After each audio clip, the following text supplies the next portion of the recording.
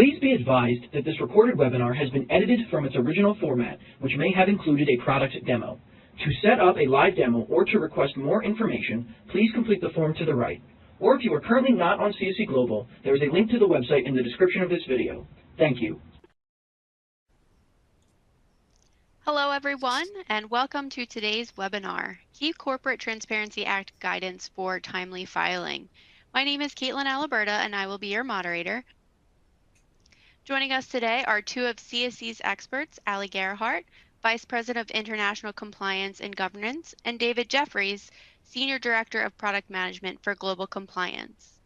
And with that, I'd like to welcome and pass things over to Ali and David. Thank you, Caitlin. We're both very excited to be here today. We want to thank our audience for taking time out of their schedules to join us. We have a lot of really, I think, important content to cover on the CTA and CSE services. So we'll start by taking a look at our agenda for today's webinar. So a lot of you might know some of the basics, and maybe you're here for a refresher, but even if you're just kind of starting out on your journey of mastering the CTA, you're in the right spot. So Ali's going to kick us off by giving an overview of the legislation. We'll talk about some of the key kind of concepts and terms like reporting company, company applicant, beneficial owner. We'll talk about the timing of, when are filings due, specifically what information is required in your filings. And then certainly for those that have been really following along with our CTA webinar series, we're providing a number of updates of what's happened, which there's a few things here and there with the CTA since we got together in March for our last CTA webinar. So there's been some changes on the legislative front. Also, there's been some litigation that made some news. And so we'll kind of talk about some of the efforts to delay or undermine the implementation, ongoing implementation of the CTA. So we'll touch on that a little bit as well. We did commission a market survey, so we're excited to kind of share some of the feedback that we got as a part of that survey, how other organizations are thinking and feeling and preparing to comply with the CTA. And then we'll spend a little bit of time talking about how CSE can bring services and technology to the forefront to assist organizations that have this filing obligation. And then we're going to do our best to save a little bit of time for Q&A at the end. But as Caitlin mentioned, we do have the Q&A widget. So as we're presenting, we'll do our best to stay on top of it. Please ask away, and we'll do our best to answer those questions during the session. And if we can't get to all of them, we'll certainly follow up when the session is through. So that's what we're going to cover. I'm going to kind of drop to the background for a while until towards the end of the webinar. But now I get to turn things over to my colleague, Ali. Great. Thanks so much, David, and good afternoon, everyone. Thank you so much for joining us. Broadly speaking, the CTA obligates reporting companies to report certain information about their company applicants and beneficial owners. Therefore, to apply the CTA correctly, you'll need to understand those three key terms: reporting company, company applicant, and beneficial owner. So for those who may be a little less familiar with the CTA or who are looking for a good refresher, we'll be talking about each of those terms at a high level. And within that discussion, I'll also be talking about recent updated guidance from FinCEN about each of those items. So in general, a reporting company is a domestic corporation, LLC, or similar entity, or foreign company registered to do business in the US unless an exemption applies. A company applicant is the filing party. The term refers to the person who files the company formation document with the registry, and if different, the person that directed the filing. And beneficial owners are the company's ultimate owners and significant controllers. So the term reporting company means a corporation, limited liability company, or similar entity that is either created by filing a document with the Secretary of State or similar office of a state or American Indian tribe, or formed under the law of a foreign country and registered to do business in the US by filing a document with the Secretary of State or similar office. FinCEN has so far declined to define what constitutes a similar entity or provide a list of similar entity types. However, a similar entity is generally understood to mean an entity that was formed by the filing of a document with the Secretary of State or similar office of the appropriate filing jurisdiction. Given the variety of formation practices and terminology used in different jurisdictions, FinCEN believed it would be difficult to create a list that would be applicable in every scenario.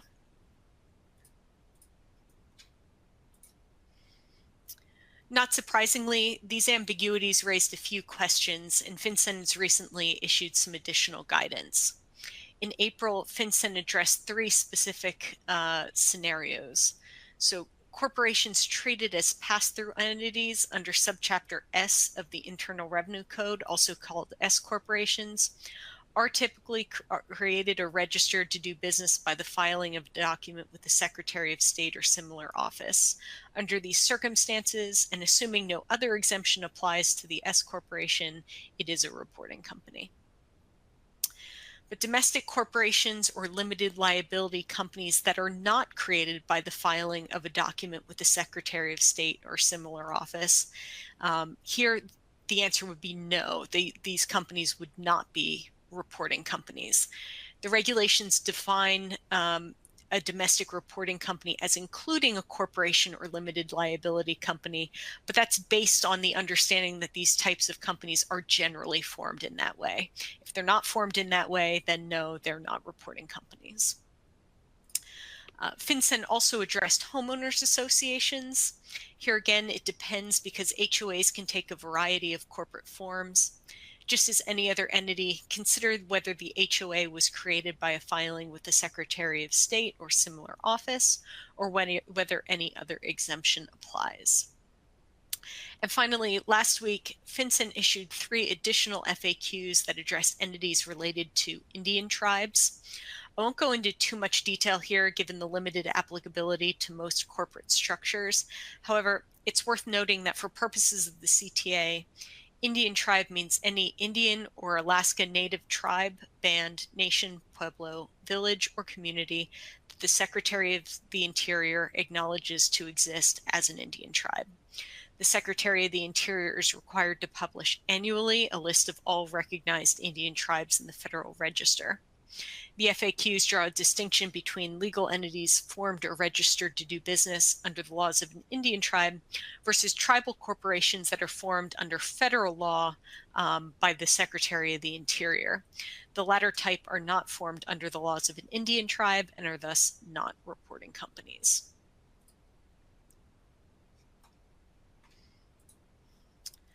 So even if an entity meets the definition of a reporting company, you must then consider whether it meets any of the 23 exemptions. If an exemption applies, the entity is not a reporting company and it does not need to file a BOI report with FinCEN.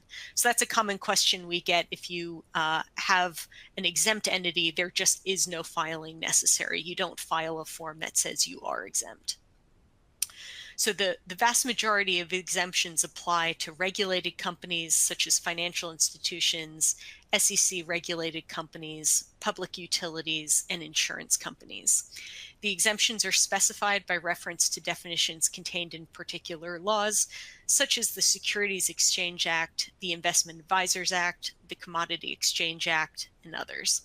If they apply to your business, you're likely already familiar with these, and so I won't discuss them here, but there are 3 exemptions that are more broadly applicable. First, the large company exemption, subsidiary of exempt entity exemption, and inactive entity exemption.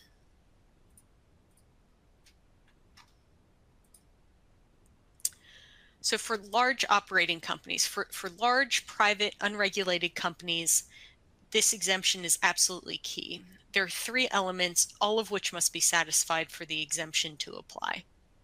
First, the company must have more than 20 employees.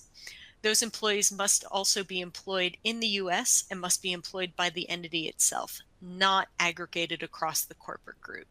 This can be a bit of a trap because even a company that you would normally think of as a large, corporate enterprise, it may not meet this exemption if their employees are spread across different subsidiaries or otherwise not employed by the parent company. So second, the company must have at least $5 million in gross receipts or sales from U.S. income. That amount must be reported on the company's federal income tax return for the previous year, excluding amounts from sources outside the U.S. Helpfully, where the company is part of a consolidated group, it's sufficient for the $5 million to be met by the group collectively rather than by the entity individually. Last week, FinCEN issued additional guidance to address companies that have not yet filed their tax returns for the previous year. This can happen, for example, because the company has not filed its return for the previous year at the time that the beneficial ownership information is required to be reported, or because the return filed in the previous year was for the year prior to that. So in this case, a company should use the return that was filed in the previous year for purposes of determining its qualification for the exemption. If a company relying on the exemption subsequently files a tax return demonstrating less than $5 million in gross receipts or sales, if it no longer qualifies for this exemption or any other exemption, then it would have 30 days from the date of the tax return to update its BOI report or file an initial report. So third, the company must have an operating presence at a physical office within the U.S. This has been defined to mean a physical location where the entity regularly conducts business. The location must be owned or leased by the entity, and it must be physically distinct from the place of business of any other unaffiliated entities. In April, FinCEN issued an updated FAQ to address situations in which a company fluctuates above or below the employee and gross receipts or sales thresholds.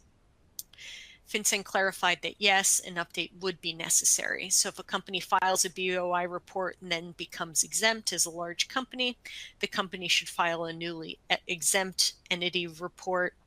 And if at a later date the company no longer meets the criteria for the large operating company exemption or any other exemption, the reporting company should file an updated BOI report at that time.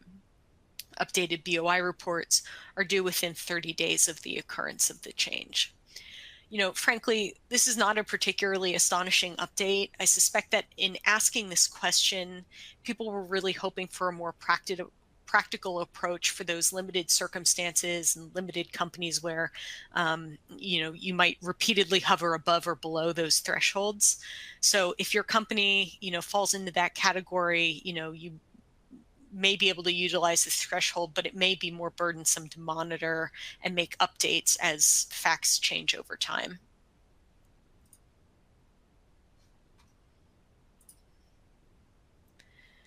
Subsidiaries of exempt companies. This is another critical exemption for larger corporate structures. This exemption applies to an entity whose ownership interests are controlled or wholly owned directly or indirectly by certain types of exempt entities.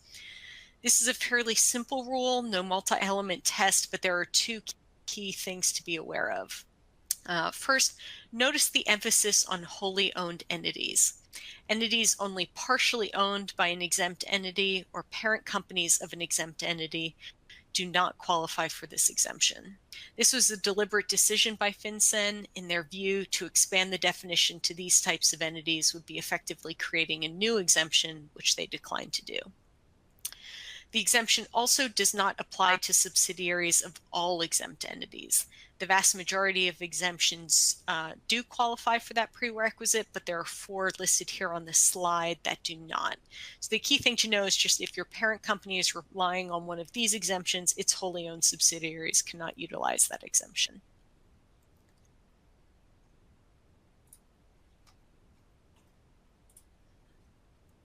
So finally, the inactive company exemption. I frankly consider this to be the exemption of last resort. The exemption has 6 elements, all of which must be satisfied for the exemption to apply. Several of these elements contain a bit of ambiguity, and a change in circumstance could quickly disqualify an entity, thereby requiring an updated BOI report. The 6 elements are listed here on this slide. The first one's really clear. The entity must have been in existence on or before January 1st, 2020. The second element, the entity was not engaged in active business, is a little more ambiguous. Some commenters questioned whether winding up activities could be considered active business. FinCEN declined to create specific rules, reasoning that there was too much variability in state practices, and more specific examples would still leave much confusion. The third element, no foreign ownership, should also be fairly simple to apply. The rule covers both direct or indirect and whole or partial ownership. The fourth element, no change in ownership in the preceding 12 months, was also flagged by some commenters to be somewhat ambiguous. Does a change in ownership apply to direct or indirect, whole or partial ownership like the previous element? In the commentary to the final rule, FinCEN stated that they believed that the meaning of any change in ownership was already sufficiently clear. The fifth element requires that the entity has not sent or received funds in any amount greater than $1,000, either directly or indirectly, or through any financial account in which the entity or an affiliate had an interest in the preceding 12-month period. The sixth element requires that the entity not otherwise hold any other kind or type of assets, including any ownership interest in any entity. Commenters urged FinCEN to clarify the exemption would apply even if the entity had a bank account or owned certain incidental assets, such as IP rights or website domains. Here again, FinCEN declined. I mention the commentary here because in my role as in-house counsel, I see entities in our own structure that for all practical purposes are not conducting active business. However, getting rid of historical entities can be a real challenge. Sometimes entities can be around for so long that the organization no longer really knows if the entity has assets or continues to serve any purpose. Getting rid of these entities can be risky. In other words, what might we break that we don't know about yet? It's that same uncertainty that makes it hard to confidently rely on this exemption.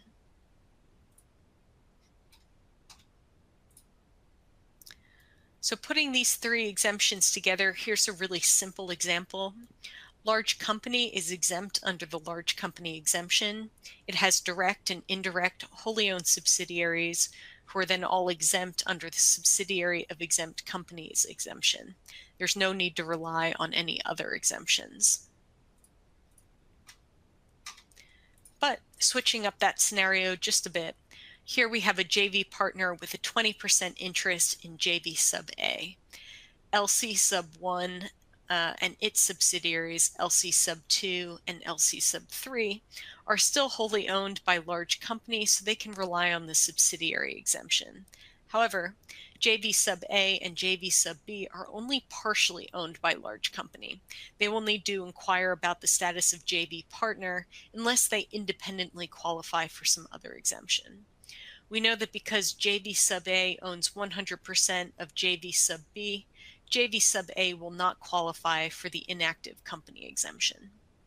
Here, we would need more information about JV partner, JV sub A, and JV sub B to determine whether any of these are reporting companies.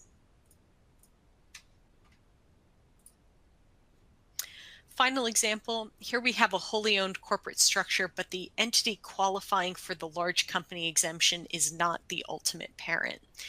This can easily happen when, like here, the main operating company, large company, is held by a holding company with no employees of its own.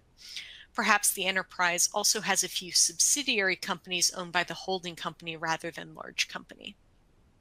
The key thing to understand in this example is that neither the large company exemption, the subsidiary exemption, or the inactive company exemption apply to holdco.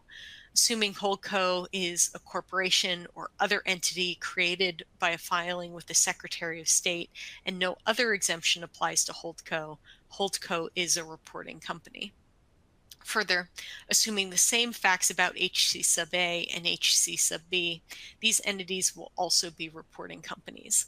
They cannot rely on the subsidiary exemption since they are not in the direct chain of ownership of large company.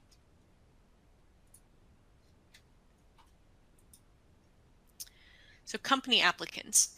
Once you determine that you have a reporting company, the next key concept is the company applicant.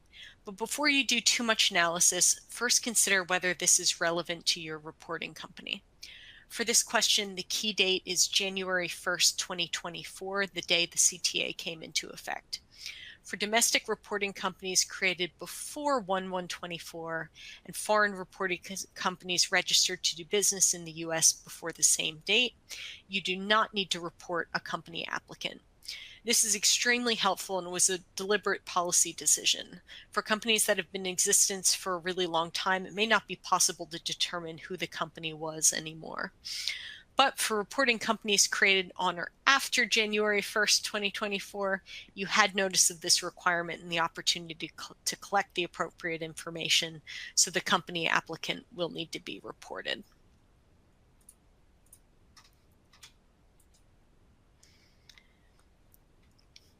For companies that must report a company applicant, they must report at least one, but no more than 2 individuals.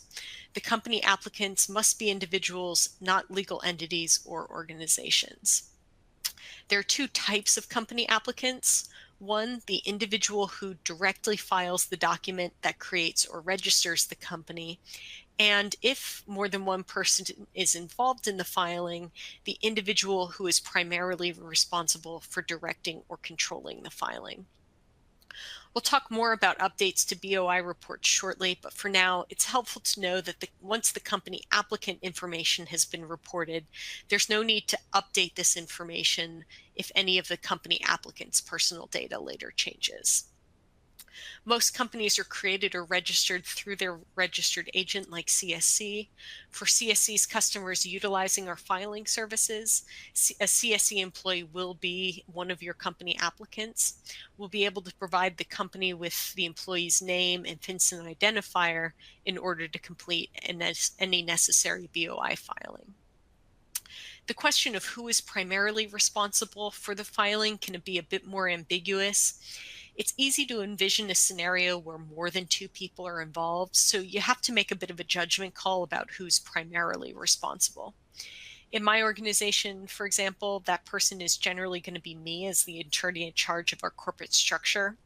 I don't personally file the incorporation document, but I do coordinate with the business leaders to understand the needs of the company. I'll prepare the draft filings, and I'll give instructions to our service team to complete the filing on our behalf. I've also spoken to several law firms who are taking the position that the attorney in charge of the matter is also the company applicant. Again, it's a judgment call based on the particular facts and circumstances of your involvement.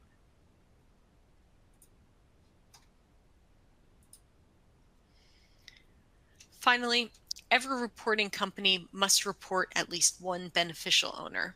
There's no maximum number of possible beneficial owners. Individual owners or beneficial owners are always individuals, and there are 2 types. Individuals who directly or indirectly own or control at least 25% of the ownership interests of the reporting company, and individuals who exercise substantial control over the reporting company.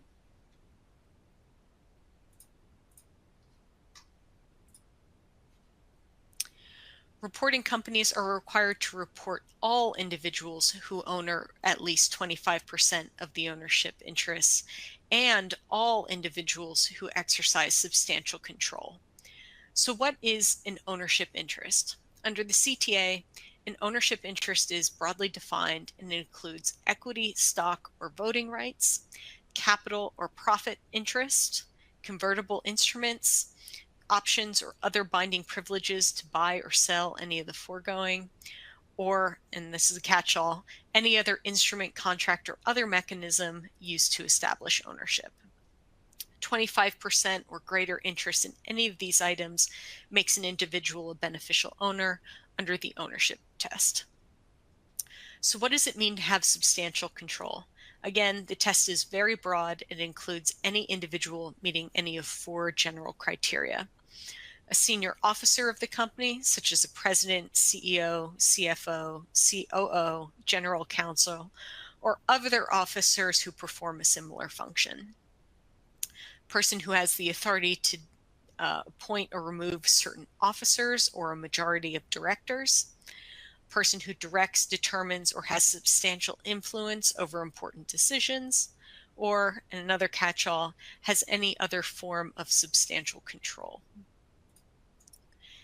Given all of these different ways to become a beneficial owner, this definition could potentially include a lot of people. Depending on the company's ownership and control structure, there may be some ambiguity. To illustrate the analysis, FinCEN provides a few scenarios scenarios in its written guidance. The most complex example is listed here for a reporting company that's a corporation with multiple indirect owners through company Y and company Z. In this example, individuals A, B, C, and F are all beneficial owners. Individual A is the CFO, individual C is the CEO and president, and individual F does not have an official title, but we're told he does direct important decisions.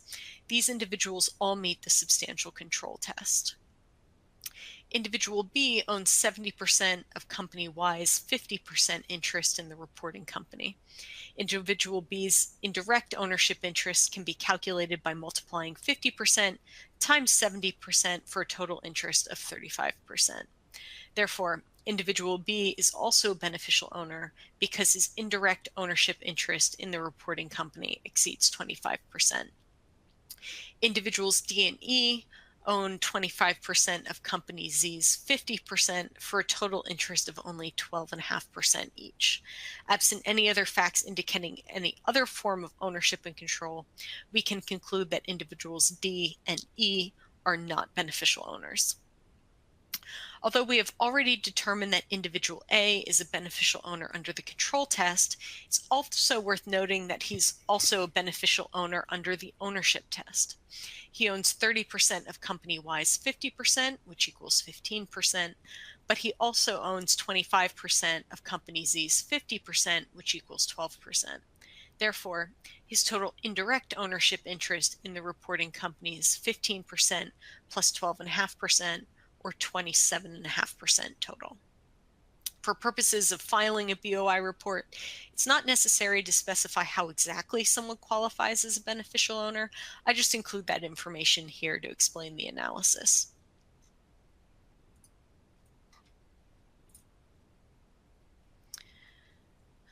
The prior example was the most complex example available in FinCEN's guidance, but one of the major points of difficulty we've seen is how to apply the beneficial owner analysis when a trust directly or indirectly holds shares in a reporting company. In the April FAQs, FinCEN clarified that yes, beneficial owners can own or control a reporting company through trusts.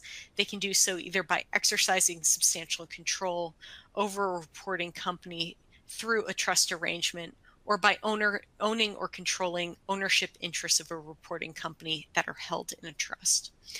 Unfortunately, for beneficial owner analysis, when it comes to trust, there's a tremendous amount of variability.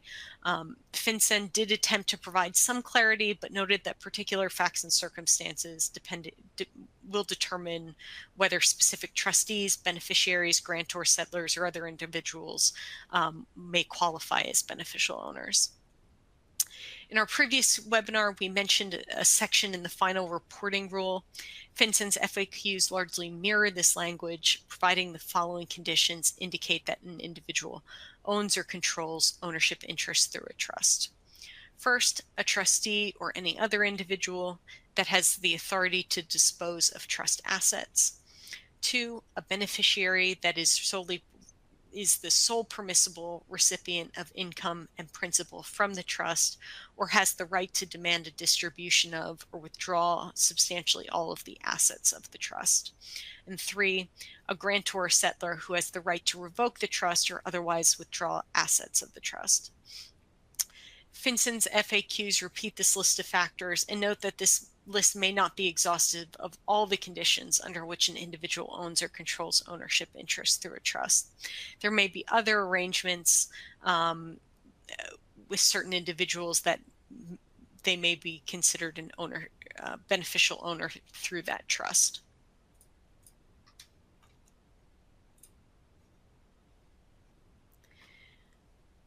FinCEN's April FAQs also included an important answer to reporting obligations in respect of corporate trustees.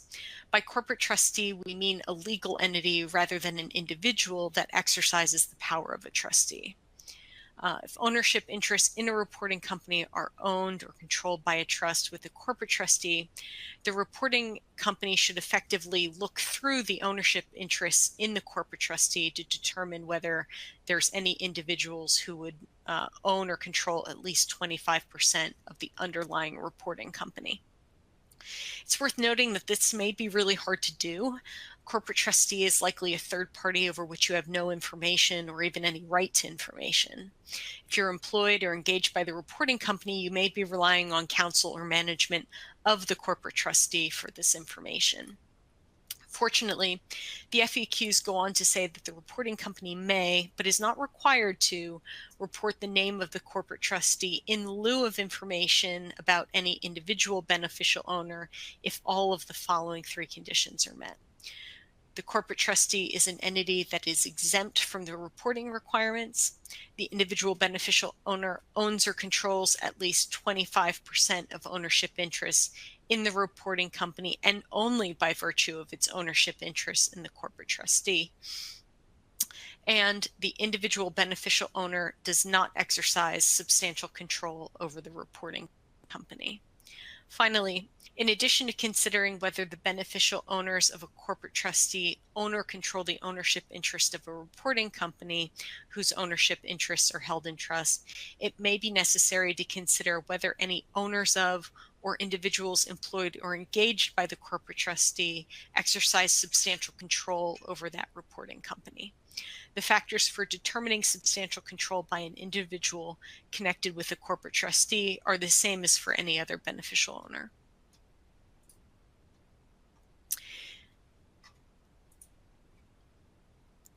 In April, FinCEN published an additional FAQ about beneficial ownership of homeowner associations.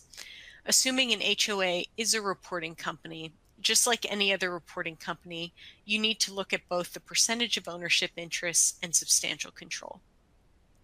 FinCEN concedes that there may be no individuals who reach the 25% threshold for ownership interests. However, FinCEN does expect that there is at least one individual who exercises substantial control.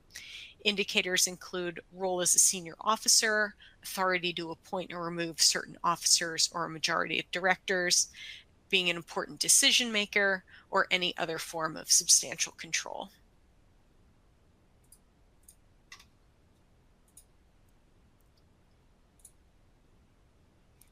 So once you've determined that an entity is a reporting company and have determined its company applicants and beneficial owners, you'll need to file the appropriate information with FinCEN. There are 5 pieces of information required for each reporting company. The full legal name of the reporting company, all trade names, fictitious names, DBAs, regardless of whether the name is registered, street address of the company's principal place of business, jurisdiction of formation, IRS taxpayer identification number, or TIN. There may be situations in which a foreign company that registers in the U.S. is not subject to U.S. corporate income tax and has no reason to obtain a TIN. In such cases, a reporting company may provide a foreign tax identification number and the name of the relevant jurisdiction as an alternative. In the event that unusual situations arise in which a foreign company is not able to obtain a foreign tax identification number, FinCEN will consider appropriate guidance or relief depending on the circumstances. In April, FinCEN addressed reporting companies that do not have a principal place in the place of business in the United States. Effectively, they created a hierarchy of what information should be reported. First, if a reporting company does not have a principal place of business in the U.S., then the company must report the primary location in the United States where it conducts business.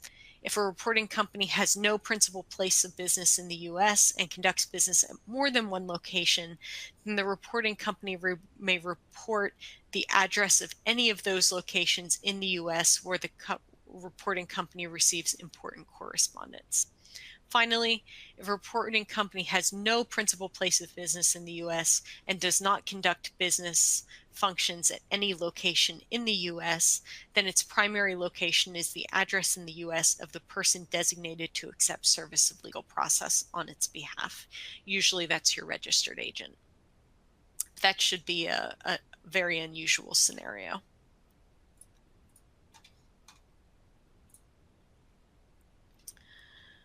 For each beneficial owner and company applicant, the reporting company must file the full legal name of the individual, the date of birth for the individual, the residential street address, noting that the company applicant can report a business address under certain circumstances, a unique identifying number from certain government documents issued to the individual, and an image of the document containing the unique identifying number that also includes a photograph of that individual. Acceptable documents containing the unique identifying numbers are non-expired passports, driver's licenses, and other state, local, or tribal identification documents.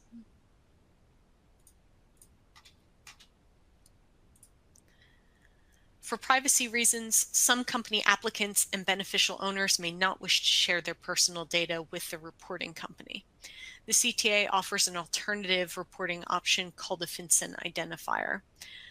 The process to obtain a FinCEN identifier is very quick and can be done online. The individual will simply submit all of their own personal data to FinCEN and receive the identification number. The individual can then share that number with the reporting company in lieu of their personal data. The reporting company then submits the individual's name and FinCEN identifier rather than all the other fields. An entity may also obtain a FinCEN identifier either when it submits a BOI report or any time thereafter.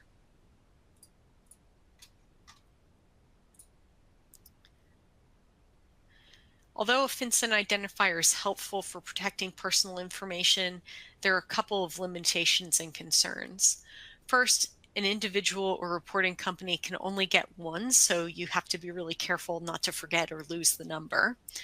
But the biggest concern is that the FinCEN identifier places the holder under a lifelong obligation to file an update within 30 days of any change to the application information. Failure to do so is a reporting violation subject to civil and criminal penalties. This is concerning, but the obligation still exists even if the individual no longer has any interest in or relationship to a reporting company in the future. Back in September, FinCEN stated that they're aware of this burden and are looking at options, but there's been no further developments on this initiative.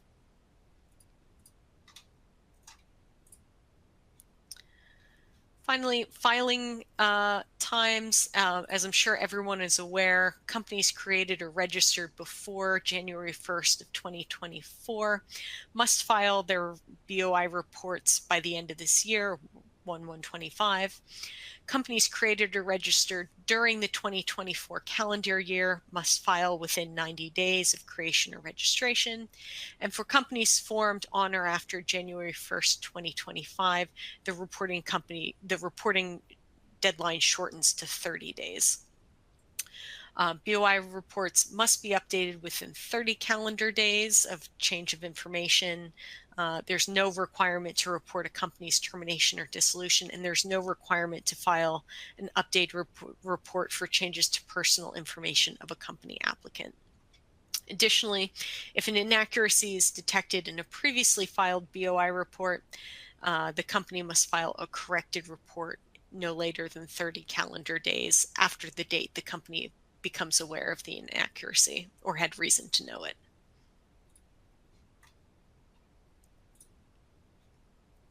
In April, FinCEN issued additional FAQs to clarify what happens in the event that there are two competing dates for filing a BOI report.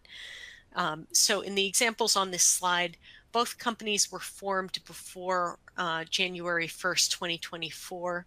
In the first example, the company ceases to be exempt on February 1st, 2024, so its initial BOI report will be due by January 21st, 2025. However, in the second example, the company does not lose its exemption until December 15th, 2024. In this case, the company has until January 14th, 2025 to file its BOI report. Effectively, you get the better of whichever of those periods is longer.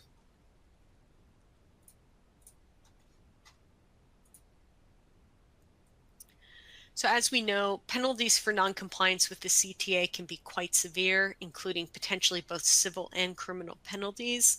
those penalties apply both to the reporting company as well as individuals who would willfully withhold or fail to comply with providing their information. In April, FinCEN clarified that the civil penalty of $500 per day is indexed for inflation, and as of April 2024, the amount is already up to $591.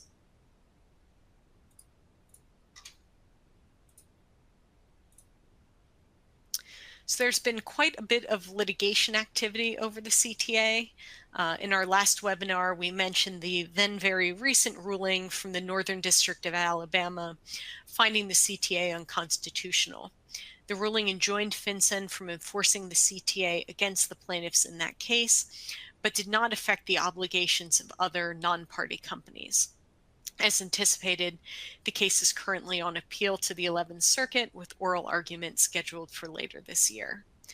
There are also at least 5 other constitutional challenges that were filed in its wake in district courts across the country. We anticipate that different courts and different circuits will come to different conclusions on constitutionality, which is going to set us up for further appeals on the issue. There are also a number of legislative initiatives underway. Earlier in this year, the Secretaries of State of Alabama and Mississippi issued a joint letter calling on Congress to repeal the CTA. Republicans in the House and Senate have introduced 2 bills to do just that. And there's also been some additional bills introduced to extend the BOI reporting deadlines. While efforts against the CTA have been gaining some steam, we can't say at this point that any of these are in a particularly advanced stage, but we are looking out and we'll keep you updated as things develop. So with that, David, I will turn it over to you. Great. Thank you, Allie. Really appreciate that update on the latest, as well as taking us through kind of from inception to how we got here with the background of the CTA, and that's really, really helpful information. So what we'll do now is we're going to segue into a market survey that CSE recently commissioned. We wanted to really get a sense for how organizations are kind of feeling, thinking, and preparing for their compliance with the CTA. And so we want to share those results now with our audience. And so we, again, commissioned a survey. There were over 200 organizations that took part in the survey, largely based in the US, although there were some organizations, multinationals based outside of the US, but every respondent had a US portfolio of companies. So every organization was potentially impacted by the CTA. You'll see that it's a diverse set of industries that were involved, and we really were focusing on individuals within these organizations that work within sort of the corporate legal department. So you'll see some of the titles there of the individuals that we spoke with. And so the kind of the headline and the kind of the main result that you're seeing here is that respondents are, again, largely concerned with their organization's ability to comply with the CTA. And on the next slide, we'll actually see the exact sort of details of the percentages of those that are concerned. Also, what we're seeing through the survey, and also sort of what I can share anecdotally from having lots of conversations with folks going back to the latter part of last year, is that it's sort of an evolution in terms of comfort and understanding of the regulation. So a lot of folks that I talked to late last year were really just trying to understand what is this thing. And now more and more, when I talk to folks, they have a pretty good grasp of the regulation and are more interested in hearing about the solutions that we can bring to the market. But again, if you're still kind of at the beginning of that journey, you're certainly not alone.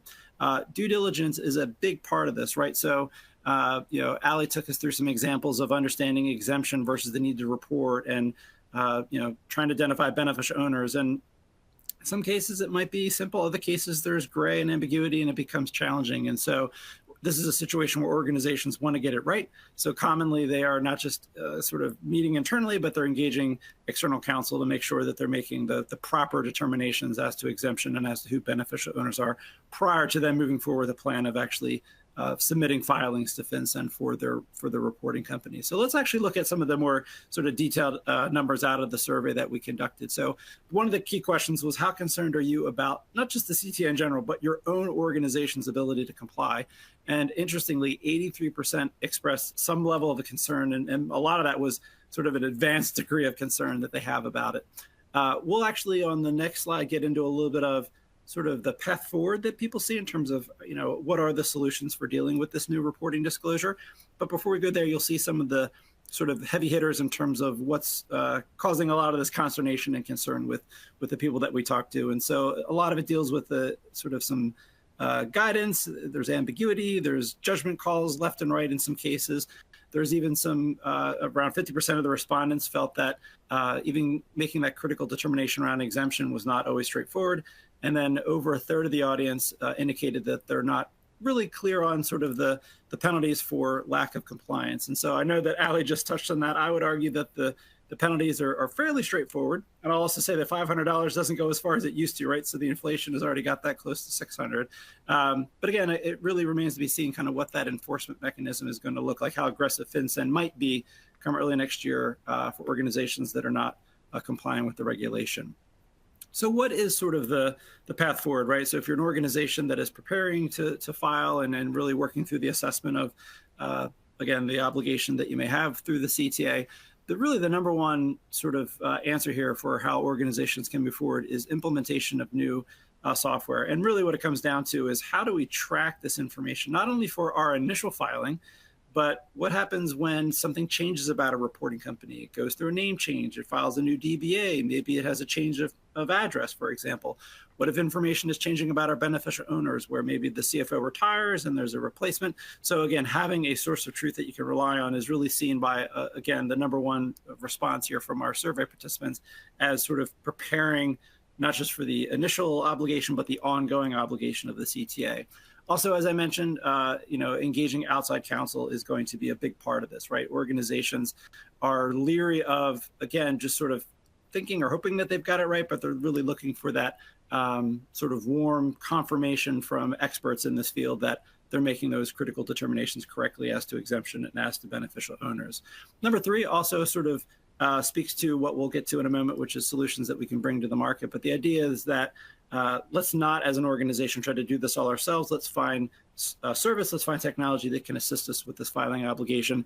And then the last item, interestingly, was sort of the idea that there'd be additional staff added to assist with this new filing obligation. And that really doesn't surprise me. We've seen a trend for 5 or 10 years or more at this point where corporate legal departments are sort of getting smaller, but they're expected to do more. And so really it is, how do we do that? We find ways that we can partner with legal providers, alternative legal providers to, again, find service and technology that can create efficiencies in our organization. I'm going to talk a little bit about how CSE can help organizations with their CTA compliance. And so what we launched at the very beginning of the year is what we describe as an end-to-end filing service. And so while CSE isn't providing the legal guidance to say whether an entity is exempt versus reporting, we're not providing the guidance determinatively to say whether or not someone is a beneficial owner. We're really looking to our clients to make those determinations. That said, we really can take it from there. So we can provide you specific guidance on the information that is required about reporting companies, about beneficial owners. We prepare the reports, we file them on your behalf, and then provide back filing confirmation evidence that the filings, in fact, have been accepted from FinCEN. The analogy that I like to create, which is imperfect, is that it's a bit like our annual report service, which is a service that a lot of organizations are familiar with, where effectively we tell you what information we need to prepare and file your annual reports. We collect it, we prepare, we file, we provide back evidence, and it's really kind of an end-to-end solution. Now, where that analogy breaks down a little bit, and this question comes up quite a bit, is that the CTA, it's not an annual filing obligation, right? As Ali talked about, it's an initial filing, which is what everyone is focusing on for the most part right now, and then amended filings as necessary. The other thing I'll mention is that if you happen to be using CSE for our annual report service, you're not somehow automatically enrolled to have CSE handle your BOI filing, so you would still need to reach out to us and let us know that you also wish to engage us to prepare and file these beneficial ownership reports with FinCEN on your behalf. Our team brings quite a bit of expertise to the table. You know, as an organization, CSE has been around for 125 years. We're very proud of that anniversary. And even though the CTA is a new regulation as of the beginning of this year, when you start to kind of think about it and break it down, it's about understanding what information is required, gathering the data, preparing, filing, submitting, again, providing evidence back to clients. It's at the core of what we do as a business. And I would say that over the past 6 months, our team has done thousands of filings. They've become bona fide experts in terms of doing these filings directly with FinCEN. So that's sort of the peace of mind that you have that you're working with true experts in terms of doing these filings. We do handle all 4 types of filings. So those initial filings, corrected filings, amended filings, again, for when information changes. And as we probably talked a bit about, this concept of a newly exempt filing. So again, if you're exempt from the start, you don't have to do a filing. But if you are not initially exempt, an initial filing is submitted, and then circumstances change, and an entity, in fact, does now meet an exemption, we can handle what's called a newly exempt filing to inform FinCEN that the entity now meets one of the 23 exemptions. There are multiple secure avenues to provide the information to CSE that we would need to file on your behalf. There's a smart form on the website. Also, though, for organizations that have a high volume of filings, we have a structured Excel template that we can work with that allows you to very efficiently provide the information. We can provide secure links to gather personal information if you're providing things like passports and driver's licenses, etc. The last quick thing I'll mention here is that CSE does not have to be your registered agent to engage us to file your beneficial ownership reports. However, if we are your registered agent, and if you're maybe using us for other compliance services like annual reports, there's a fair amount of information that we have on file in our current records for you. The name of your company, where it's formed, the formation date. We might have DBAs, EIN numbers, principal places of business. And I mention that because we can stage all that data into an Excel and really get you halfway home in terms of here's the information that we have. You fill in the missing pieces, which might largely be the beneficial owner information. You certainly would attest to the fact that the information is true, current, and correct. But instead of having to start from sort of a blank slate, we can kind of get you halfway there with all the information we have on file as your registered agent. So that's a complimentary service that we can provide in terms of staging the data that we do have as your registered agent if we're serving in that capacity. Custom tailored solutions. To hit this quickly, I want to make sure there's a little time for Q&A. We work with organizations that have a vast volume of filings. They might be looking at acquisitions or changes to slates of directors' officers that might impact beneficial ownership. And so we can put together solutions where you might have some unique needs around volume. We can talk custom pricing. You might have needs around how invoices should be handled or how evidence should be delivered. So let's have a conversation. We certainly have a very structured standard offering, but we've worked with a number of large organizations that need to deviate from that in some manner, and we're very flexible with how we can bring the service so that it works for your organization. The last sort of content slide here is about CSE entity management. To be clear, you can engage CSE to prepare and file your beneficial ownership reports with FinCEN and spend $0 on technology. Certainly, there's a filing fee to have CSE prepare and file those reports on your behalf, but it's not like you have to also spend on technology. Having said that, we do have an award-winning entity management solution that absolutely can become a really helpful part of the equation, where you can track information about reporting companies, beneficial owners, flag which entities have the reporting obligation, run visualization reports to see some of what Allie was showing with org charts and kind of looking up the hierarchy to see exemptions and appointments. And there's a lot of power in the technology. So I don't want to undersell it. It's something that you certainly should explore. But ultimately, if you feel like you have your arms around tracking the data, but are simply looking for a filing partner, this is not an obligation. This is not a required element, I should say, of our beneficial ownership filing service.